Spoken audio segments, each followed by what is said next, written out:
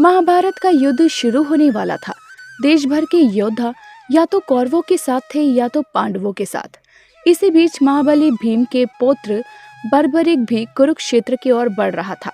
जैसे ही श्री कृष्ण को पता चला कि बर्बरिक युद्ध के मैदान की ओर आ रहे हैं, वो आशंका से भर गए और उन्हें डर था कि वो योद्धा कौरव सेवा का साथ देगा।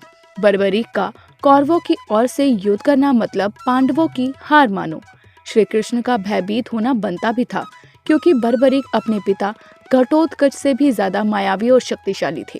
कर्ण जैसा दानी, शक्ति स्वरूप के अन्य उपासक इस पूजा से और गुरु विजय सिद्ध सेन की कृपा से उन्हें अतुल्य शक्ति, इंद्रियों को वश में करने का वरदान और 3 अचूक तीर मिले थे, जो हमेशा उनके पास रहते थे।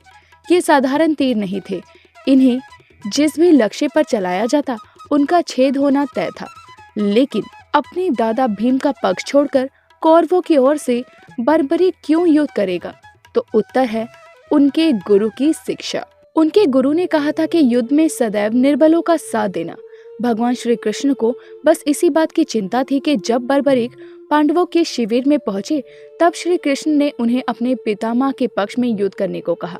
इस पर बर्बरिक ने उत्तर दिया कि उन्होंने अपने स्वामी को वचन दिया है कि वो हमेशा कमजोरों का साथ देंगे। इस युद्ध में जो भी आता हुआ नजर आएगा, यानी कि हारता हुआ नजर आएगा, वो उसके पक्ष में खड़ा होकर लड़ने लगेगा। साथ ही उन्होंने अपने 3 बाणों के गुण भी बताए। एक विशाल सेना को नष्ट करने के लिए उनके सिर्फ 2 ही तीर काफी थे। ये सुनकर पांडवों के शिविर में हाहाकार मच गया।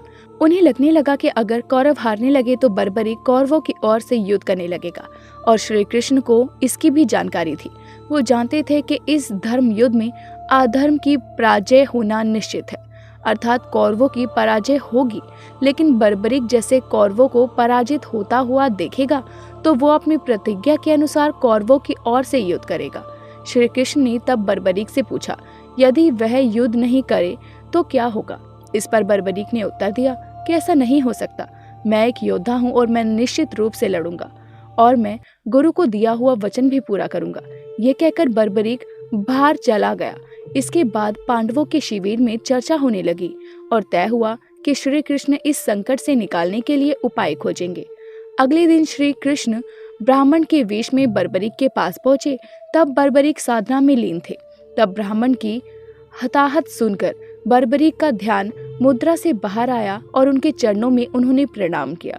ब्राह्मण ने पूछा, ये पीपल के पेड़ के नीचे ध्यान मुद्रा में बैठने का क्या कारण है और तुम कौन हो? तब बर्बरिक ने अपना परिचय दिया और बताया कि वो युद्ध करने आए हैं। जिस पर ब्राह्मण ने कहा, आपके पास 3 ही तीर है, तुम उनमें से कौन से तीर से लड़ोगे? इस पर बर्बरिक ने उस बाण के निष्फल होने की सारी कहानी सुनाई। ब्राह्मण ने पीपल के पेड़ की तरफ उंगली करते हुए कहा कि मान लीजिए ये पेड़ एक विशाल सेना है और इसका प्रत्येक पत्ता एक सैनिक है, तो तुम इन बाणों से इसे कैसे भेदोगे?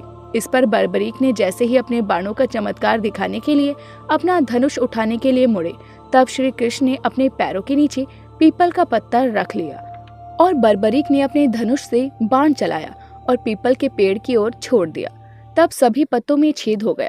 इसके बाद जैसे ही उसने दूसरा तीर छोड़ा, तभी सारे पत्ते जमीन पर गिर गए और तीर ब्राह्मण के पैर पर लग गया। ब्राह्मण के पैर से खून देखकर बर्बरिक हैरान रह गया। तब उसने महसूस किया कि ये कोई साधारण ब्राह्मण नहीं, अन्यथा ये मर गया तो बर्बरिक ये सब कुछ खो सकता है। ब्राह्मण बने श्री कृष्ण ने कहा कि तेरे बाण बहुत ज्यादा चमत्कारी है, तो क्या बर्बरिक तुम इस ब्राह्मण को दान नहीं दोगे?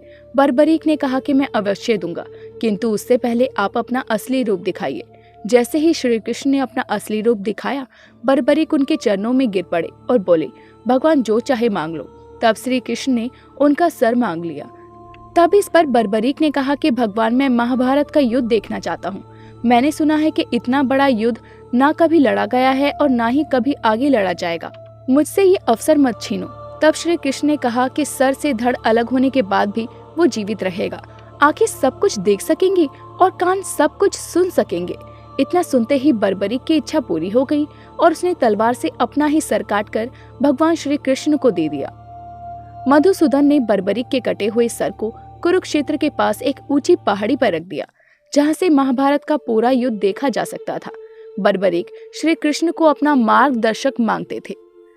यही कारण था कि जब जन्म के बाद घटोत्कच बर्बरिक को आगे की शिक्षा लेने के लिए भगवान श्री कृष्ण के पास लेकर गए, तब भगवान श्री कृष्ण ने एक पुत्र की तरह उन्हें शिक्षा दी और उन्हें अपना पुत्र मानने लगे थे।